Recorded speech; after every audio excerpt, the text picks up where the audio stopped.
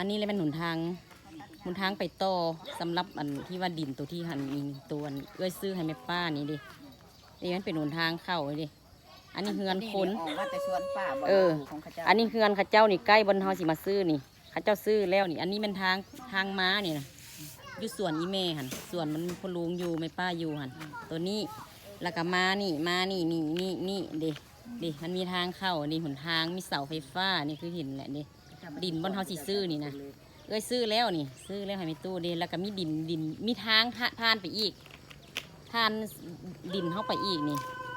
หนทางนี่เห็นบ่แล้วก็มีเทคมีบาร์บอกอยู่หันกับมีเฮือนคนเขาเจ้าสร้างเทคบาสันอีเมว่าไอ้ป้าว่ามีเทคมีบาต่อไปแล้วก็มีแต่เฮือนนายพลนายพันได้เล่อยู่นี่นะดิเห็นบ่คนเที่ยวเห็นบ่ย่างไปจะบุกมันบ่จะเจริญฮะย่างไปหยังย่างวะ